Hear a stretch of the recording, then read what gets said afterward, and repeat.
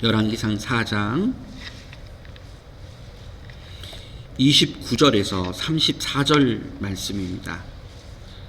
열왕기상 4장 29절에서 34절 말씀을 함께 보겠습니다. 한 절씩 교독하겠습니다. 제가 29절을 읽겠습니다. 하나님이 솔로몬에게 지혜와 총명을 심히 많이 주시고 또 넓은 마음을 주시되 바닷가의 모래같이 하시니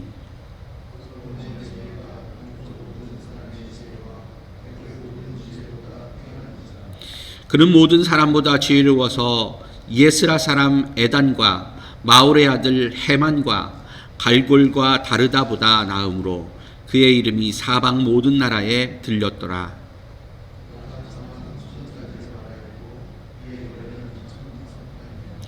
그가 또 초목에 대하여 말하되 레바논의 백향목으로부터 담에 나는 우슬초까지 하고 그가 또 짐승과 새와 기어다니는 것과 물고기에 대하여 말한지라.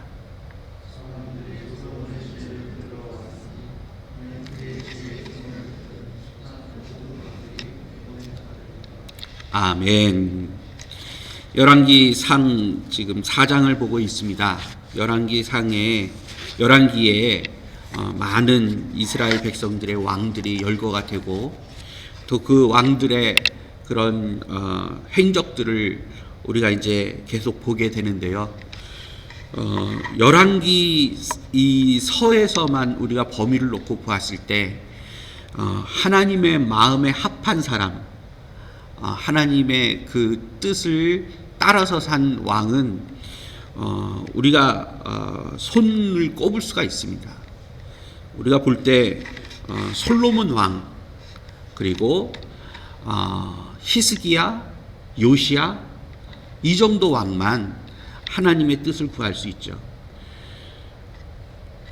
그 중에서도 솔로몬과 비교할 수 있는 왕은 없습니다.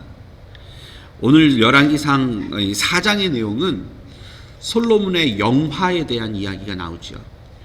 앞에 부분에는 솔로몬을 도왔던 그 행정적 내각의 그런 사람들이 쭉 열거가 되어 있고 또 그 후에는 지방 권력들의 그런 행정 조직들을 잘 이렇게 정립해 놓은 것에 대해서 나오게 됩니다.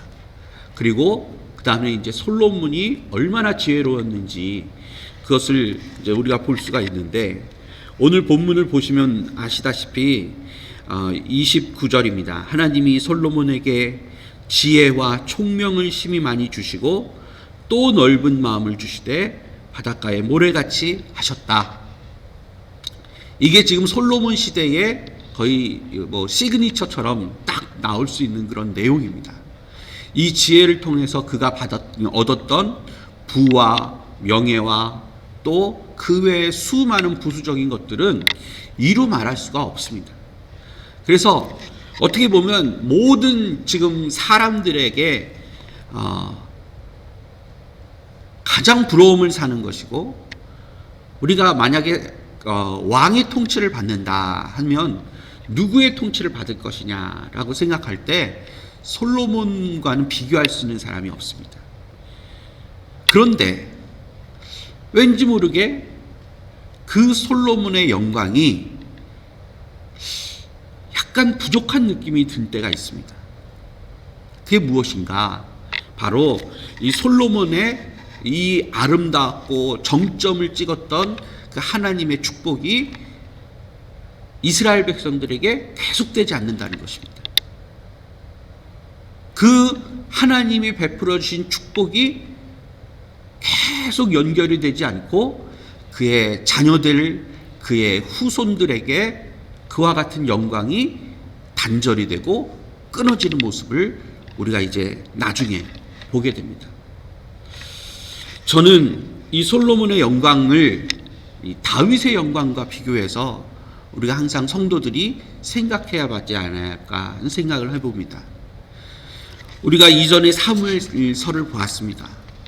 그리고 다윗의 그 하나님이 세우신 영광, 하나님이 세우신 나라, 하나님의 통치를 보았는데요.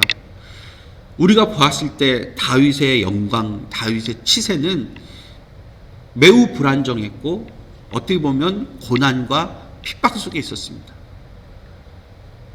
솔로몬의 영광과는 비교할 수가 없고, 우리 인간의 심정으로는 솔로몬에 더 한 표를 주고 싶어요. 길거리에 금과 은이 발에 치일 정도의 그 표현이 나올 정도로 모든 이 솔로몬 아래에 통치를 받았던 백성들조차도 다 솔로몬을 높였겠죠. 그럼에도 불구하고 우리 성도들이 과연 솔로몬의 영광을 추구해야 할까? 아니면 다윗의 영광을 추구해야 할까?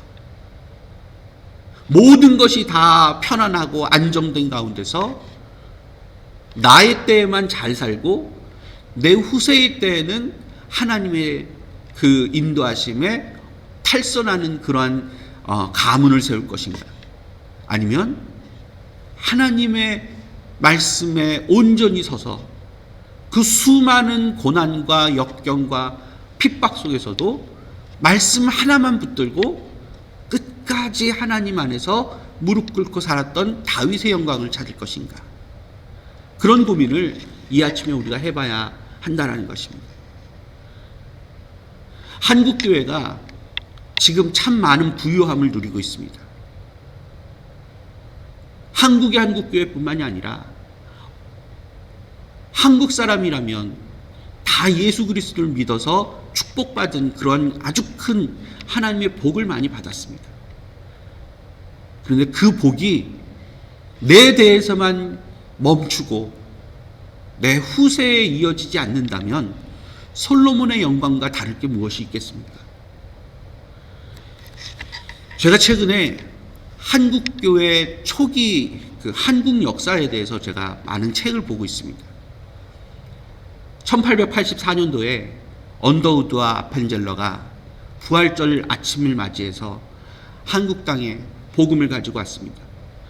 그 후에도 알렌 선교사, 헤론 선교사, 또 스크랜튼, 벙커 렌터, 수많은 사람들이 이 땅에 죽으러 왔습니다. 그래서 그 복음이 대한민국에 세워지고, 그리고 수많은 사람들의 희생을 통하여서 한국교회가 세워집니다. 그 수많은 희생을 통해서 고난과 역경 속에서 하나님이 복음의 그 큰 줄기를 세우시고 대한민국의 수많은 영혼들을 하나님께로 인도해 내셨습니다. 기독교 때문에 대한민국이 새로워질 수 있었고, 기독교 때문에 하나님의 나라로 성장할 수 있었음에도 불구하고 지금 현재의 모습을 보십시오.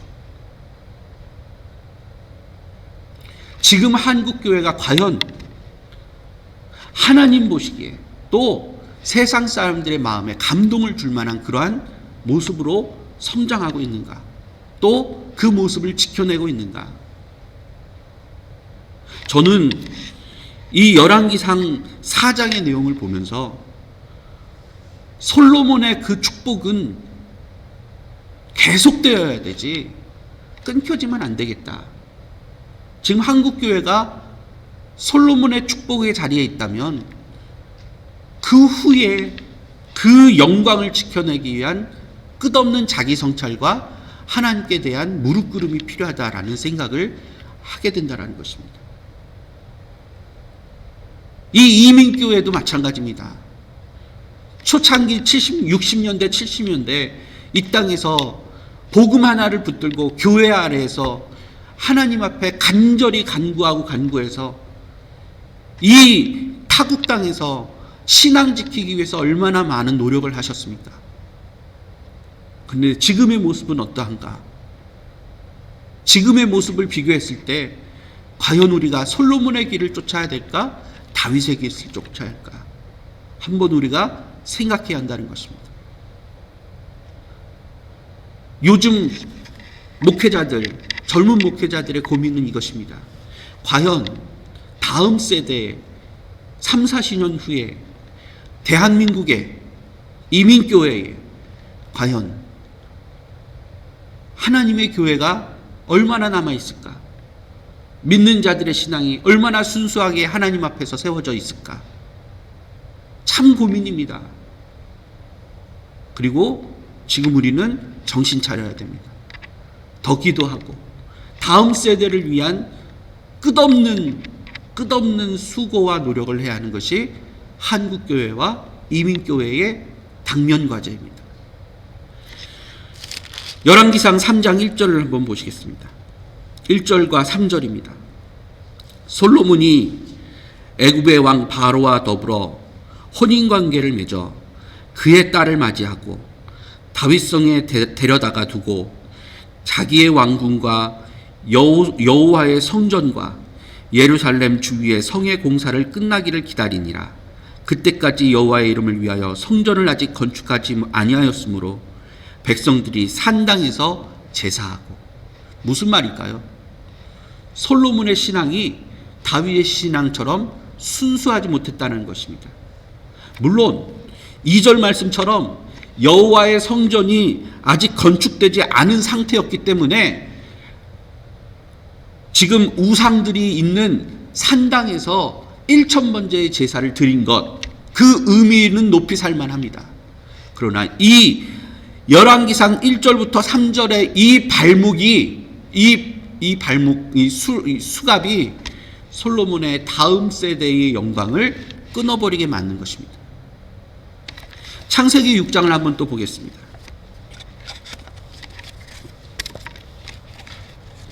창세기 6장 1절, 2절만 한번 같이 보겠습니다.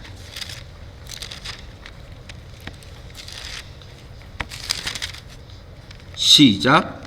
하나님의 아들들이 사람의 딸들의 아름다움을 보고 자기들이 좋아하는 모든 여자를 아내로 삼은지라. 여러분이 잘 아시다시피 이 노아의 심판의 원인이 되는 것이 창세기 6장 2절입니다. 하나님의 아들들이 사람의 딸들의 아름다움을 보고 자기들이 좋아하는 모든 여자를 아내로 삼은지라.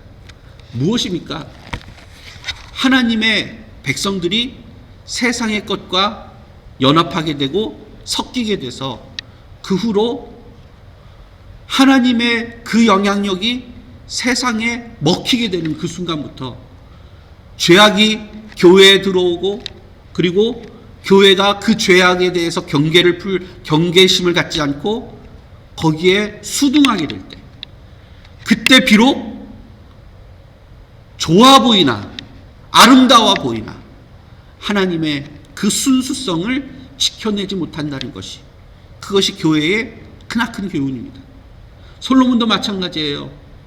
다윗의 그 순수성을 그대로 유지하지 못한 채 산당이 들어오고 세속적인 것이 들어오다 보면 애굽의 왕딸과 함께 결혼하게 되고 함께 서로 즐거움을 추구하게 되다 보면 하나님의 그 영광이 어느 순간 끊기게 되고 사라지게 된다는 것입니다. 우린 잘 알고 있습니다. 솔로몬의 다음 왕 르호보암 때부터 이스라엘의 나라는 둘로 갈라지게 됩니다. 다음 왕 때부터입니다. 그 다음 왕 때부터 하나님의 나라가 둘로 갈라지게 되는 모습을 봅니다. 큰 위기입니다. 말씀을 참 무거운 마음으로 오늘 전합니다. 이 교회가 앞으로 어떤 모습으로 목표를 갖고 나가야 할까요?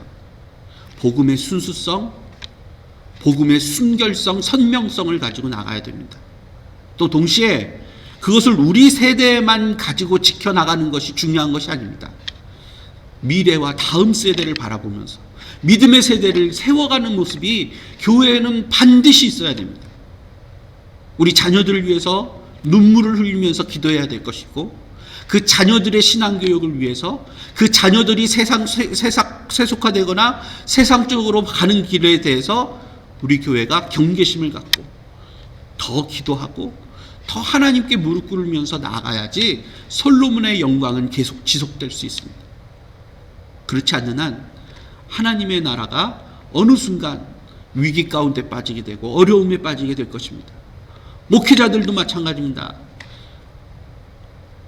교회의 부흥만을 위해서 그 목표를 향해서 나아가고 사람 수만 채우고 재정에 관심이 있고 교회 건물을 세우는 데 관심이 있다 보면 그것은 본질을 훼손하게 되고 다윗의 영광보다 하나님의 솔로몬의 영광을 쫓는 것이 되고 말 것입니다.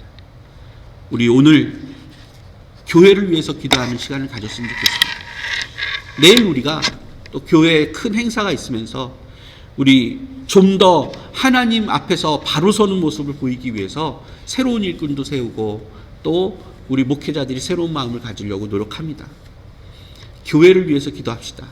하나님, 이 교회의 비전과 목표가 어디에 있습니까? 이 교회가 앞으로 어떤 것을 중점을 두고 나가야 하겠습니까? 그저 이 교회의 큰 화려한 부흥만을 위해서 솔로몬의 영광만을 위해서 쫓아서 나가야겠습니까? 아니면 비록 다윗처럼 어려운 가운데 아둘람 동굴 속에서 피해 그 신앙 지키는 그런 어려움 속에서 하나님 앞에 나가야겠습니까? 우리가 교회를 위해서 기도하는 이 시간 되었으면 좋겠습니다.